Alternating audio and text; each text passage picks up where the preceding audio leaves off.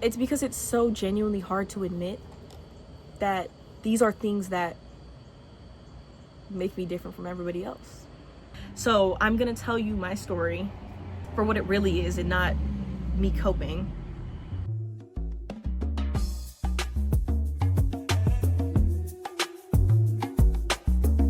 I didn't realize that the things that I feel are holding me back are actually the things that people want to hear from me. And they're the things that I guess I'm ashamed of. Because why else would I be hesitant to tell people that I had scoliosis and a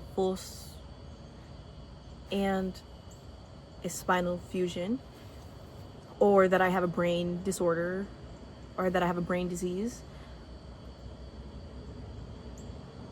It's because it's so genuinely hard to admit that these are things that make me different from everybody else.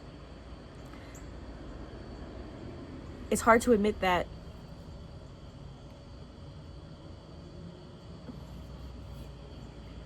I literally cannot do certain things. And of course thank you, Jesus. Of course it's through the grace of God and the power of God that I'm able to do everything that I'm doing right now and that I will be doing in the future. But on my own, I have no strength. I have no power. I have no ability. I can't plan my way or force my way or work my way to the goal that I want to be at because of the physical limitations of my body. And it's hard to admit that I do need special privileges, or I do need certain things for me to be able to function in the same spaces as other kids my age. That's crazy. A huge misunderstanding just happened in my life because I didn't feel the need to tell people that my body doesn't run the same as theirs and that I need certain things. I need breaks, I need this, I need that to be able to perform. And in my mind, it's irrelevant, please.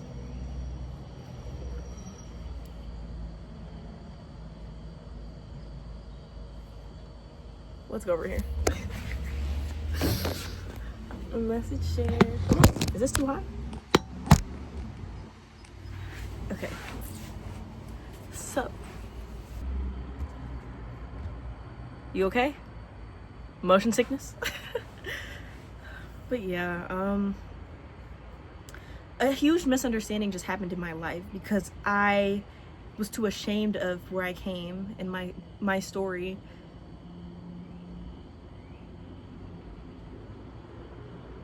to let somebody know.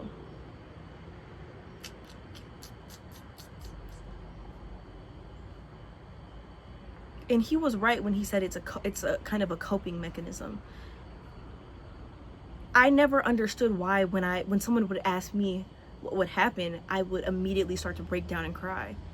Because in my mind, it's just normal. I live with it every day. The surgery happened to me. I was there the whole time. The struggles happened to me. The pain happened to me. And I just hid behind just the nonchalantness of, yeah, that happened, but whatever. I didn't feel the need to tell anybody. My mom would always ask me, did you tell them? A teacher or a friend or a boss or my peers, did you tell them? And I would say, no, it just didn't come up. How would that come up? And I guess I subconsciously knew the weight of really what was going on. But I can't admit that. I couldn't. But I didn't realize that's what gives me my credibility. I didn't realize that's what gave me my credibility. I didn't realize that's what made me Hope. And the whole reason I started this channel really was because I didn't know who Hope was.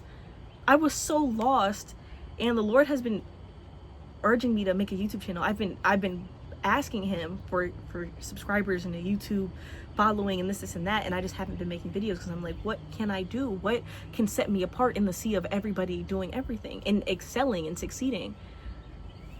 But I had to come to terms with the fact that it's just me being Hope. So I'm gonna tell you my story for what it really is and not me coping. And I hope it helps somebody. Hello. Okay, where do I start? I've been having health issues since before birth, but by the grace of God, I'm here. We have a book called You Can't Have Hope Without Faith, which it's not even, I don't know if I can say we, like it's about me and my sister, my twin sister Faith, but it was written by my parents through the trials and the tribulation of being pregnant with twins and being told that there's nothing you can do. Their fate is already decided in a negative way. I guess I want to do a quick rundown, but I really want to dedicate the time, like the proper time and respect to what it is that is going on with me. So my quick rundown would be, I have suffered and suffered and suffered through unexplainable headaches or like just brain pain. So my mom actually suffered through the same thing, and I basically lived in the hospital, okay? Like, they could not figure it out. We would go for second opinions, third opinions, fourth opinions, fifth opinions, constantly in the ER, constantly at the hospital.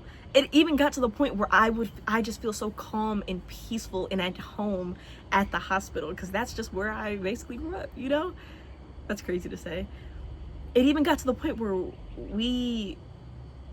medical bills on top of medical bills, we moved in with our grandparents, and it was just pain on top of pain on top of pain. So finally, my mother was diagnosed with Chiari malformation, which is the Chiari. This is what I got from research. You know, I was a kid, so obviously no one was like really explaining in depth to me like the parts of the brain and everything. But from a quick Google search, the Chiari is a portion of your brain. My mom, her whole, like, I think it's the left side of her body just completely paralyzed. Rushed to the hospital, Chiari malformation, boom. Had the surgery, took out millimeters of her brain, several millimeters of her brain. Then that's when I was diagnosed, thank the Lord. And it's beautiful because my mom told me, you know, it's kind of a myth, like, why does the Lord let bad things happen? But really, my mom believes, she feels that it happened to her so she could help me, so we could figure out what's wrong with me. And I am alive today, thank God. I had the brain surgery, millimeters taken out of my brain too, healed for that. Then I got a spinal fusion surgery.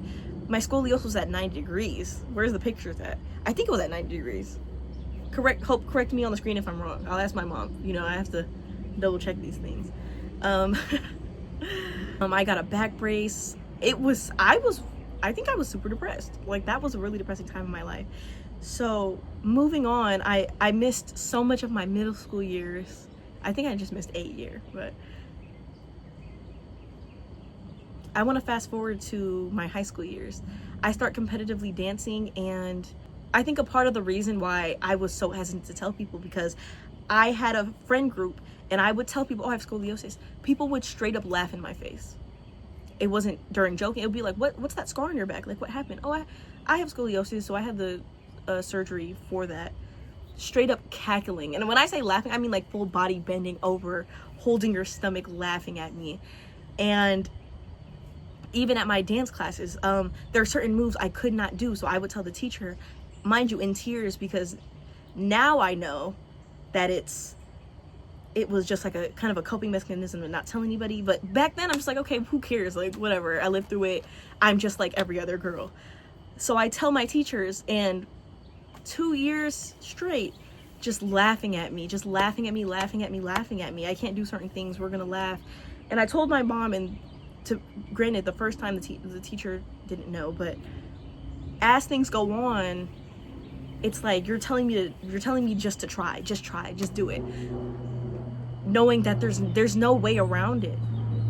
Like, there's no way around that I have rods and bolts in my spine.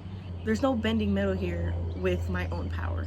I ended up leaving competition and joining a talent agency so I could really take dance serious, because that was, I'm telling you, dance is my passion. Oh my goodness. That's where I want to be. That's where I wanted to be. A couple weeks into this talent agency where I feel like, you know, of course I'm behind everybody, but yet again, I just think I just need to push and push and push. The only part of my spine that isn't fused, like this like bottom section, it like something happened to where I couldn't walk. It was that type of pain. So I had to quit that. The doctor tells me that I can't ride horses and I can't dance. And if I decide to do it, he says in the lifetime, a regular lifetime of a person with this fusion, with this surgery, with this diagnosis, that eventually later on in life they're going to have to get another surgery. But if I do the things that I love, like horseback riding or dancing, they would have to completely fuse me way sooner, like into my young years. And I just would be fused from my neck all the way down, like, and that tore me up. Like, he left and my mom immediately, like, you know what, trying to be optimistic, I immediately just start sobbing. Like, that's crazy, like, that's traumatizing. I don't know, it just me. So I continue to live the rest of my life, and